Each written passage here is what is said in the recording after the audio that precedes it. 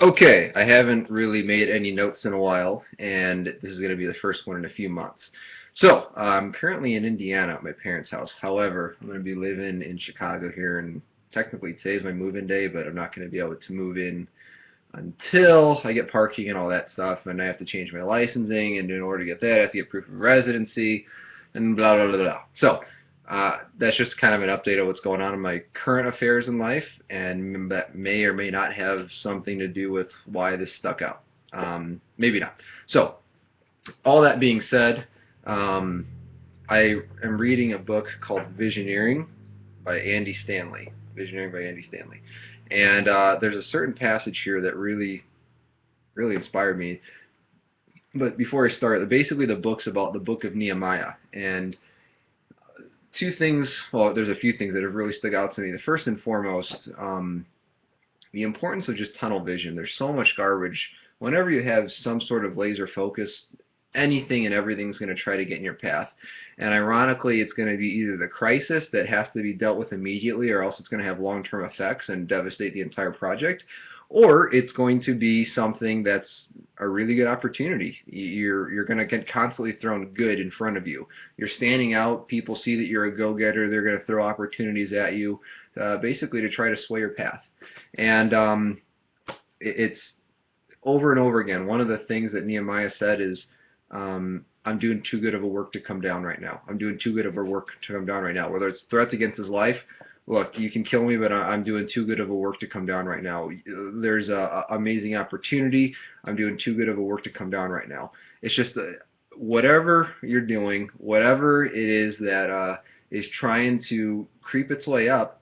And again, most of it's going to feel good. God, is this of you? And it's going to feel like God's silent almost. I'm doing too good of a work to come down right now.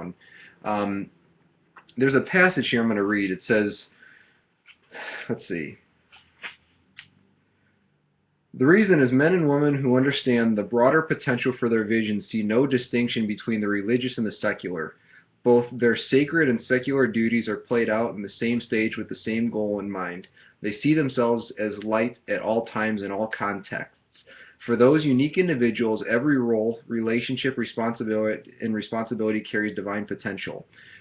These are the unique few who have not submitted gimmicks, tradition for the real thing. I'm afraid too many of us are content to ourselves by bumper stickers and schedules. I've yet to hear a story of a Christian motorist being flagged down by another driver who was pierced to the heart at the sight of a fish on the back of their car. And we, in our Sunday morning routines, certainly haven't left the world standing in awe of our God. And I guess the thing that really stands out to me is when you feel like you finally get to the point and you become one with the vision that you just have in your heart. You become one with it. Like it's a mess. You know, it's dirty, it's ugly at first, but because of that, there's a love bond that you have with it because you're willing to sacrifice to accomplish and things like that. Eventually, it feels like your vision feels like it becomes like your child. It feels like this is what I talk about. This is simply what I do. This is an extension of me. It's kind of like if you're going to marry somebody, like, hey, this is my child. If you don't like my child, then you don't get me either.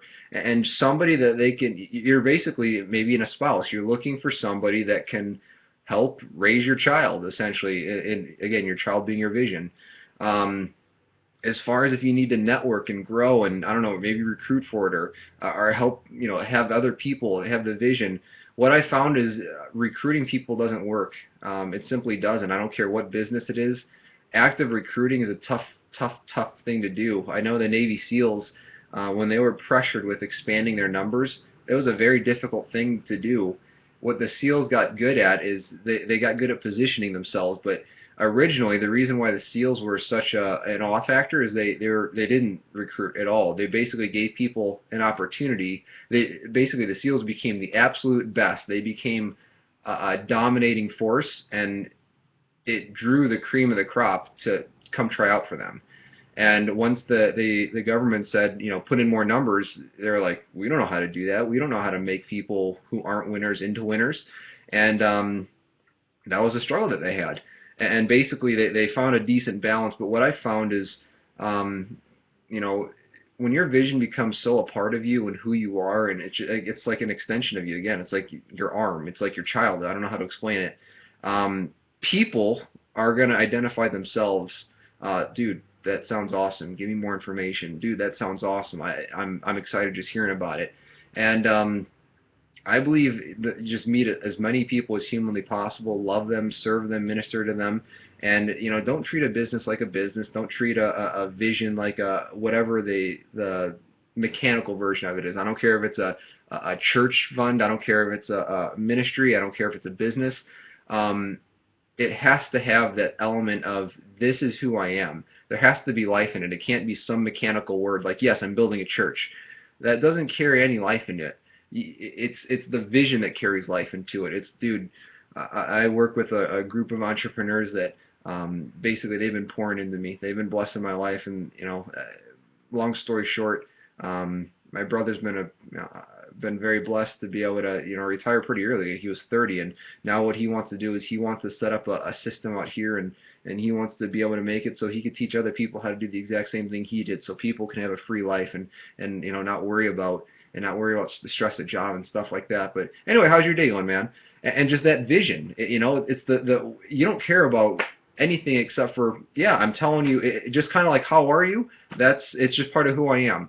And if they catch on to that, that's awesome. And I feel like the people who are ready to be harvested, that's who's gonna join you. Bottom line, they're addicted to the vision that you have. And I guess at the end of the day, what really, really stood out to me is, what do you want your life to stand for? I want to show that my God is awesome. I want people, I want to be the brush of the supernatural in their life. I want to be the brush of that God element where, like, I want people to stand in awe of my God because of my life. I want people to be like humbled, how the Bible talks about fearful.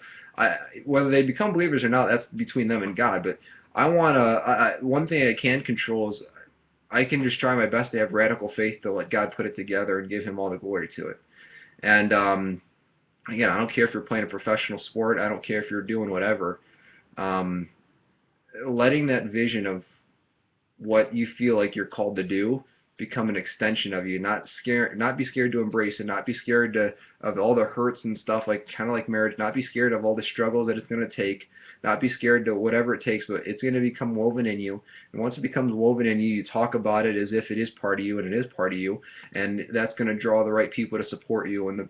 And from there, man, it's all right. Let's do something that people stand in awe of God about. And I don't care if it's in the secular world. I don't care if it's in the Christian world.